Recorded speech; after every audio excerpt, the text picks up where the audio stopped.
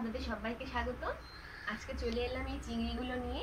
এই চিংড়ি মাছ দিয়ে আজকে রেসিপি করে দেখাবো। তার জন্য প্রথমে চিংড়িগুলো ছাড়িয়ে নিতে হবে। এখানে এক টুকরো তেঁতুল নিয়ে নিয়েছি। আপনাদের কাছে তেঁতুল না থাকলে লেবু নিয়ে নিতে পারেন। এটা নিলে কি হবে, চিংড়িটা ছাড়াতে গেলে আর হাত হড়কাবে না।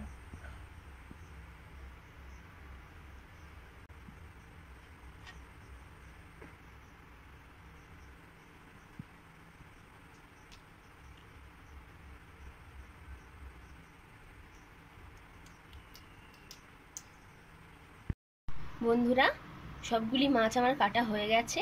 এবারেতে দিয়ে দেব লবণ, হলুদ, আর দিচ্ছি 1 চামচ তেল। এবারে এই সবকটি উপকরণ দিয়ে মাছটাকে ভালো করে মাখিয়ে নিতে হবে।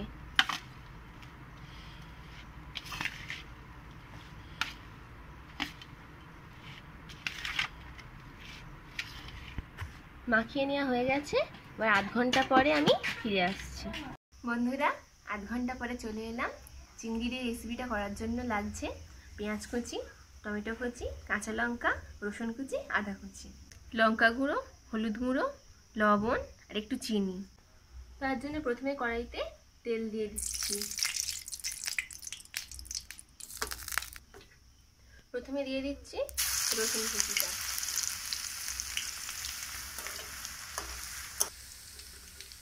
এবারে দিচ্ছি কাঁচা লঙ্কা, পেঁয়াজ দিয়ে দিচ্ছি,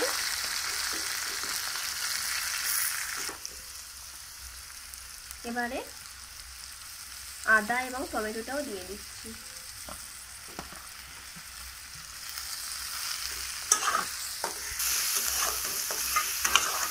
এখানে যে মশলাগুলো রেখেছিলাম এগুলো সব এর মধ্যে দিয়ে দিচ্ছি।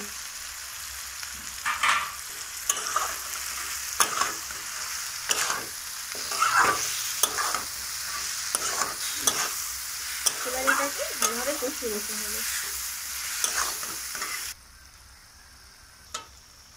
যতক্ষণ না মশলা থেকে ভালোভাবে তেল ছেড়ে দিচ্ছে ততক্ষণ এইভাবেই কষিয়ে নেব।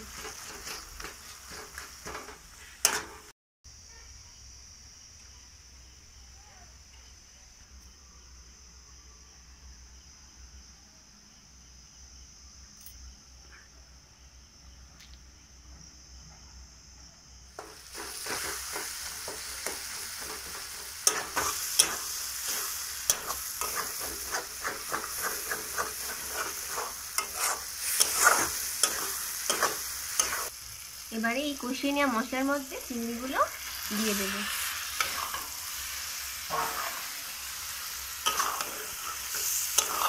দিয়ে এটাকে ভালোভাবে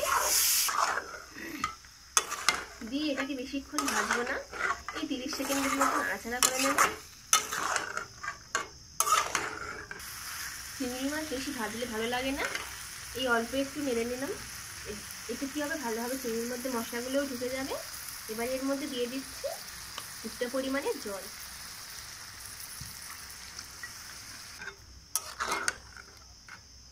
আমি একটু ভালো করে ফুটিয়ে নেব।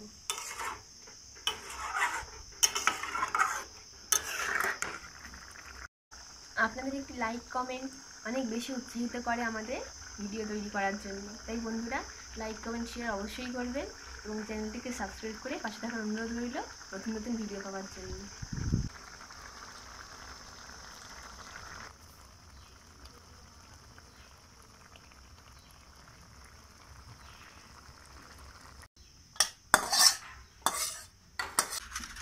কতটা সুন্দর হয়েছে বন্ধুরা, দেখুন।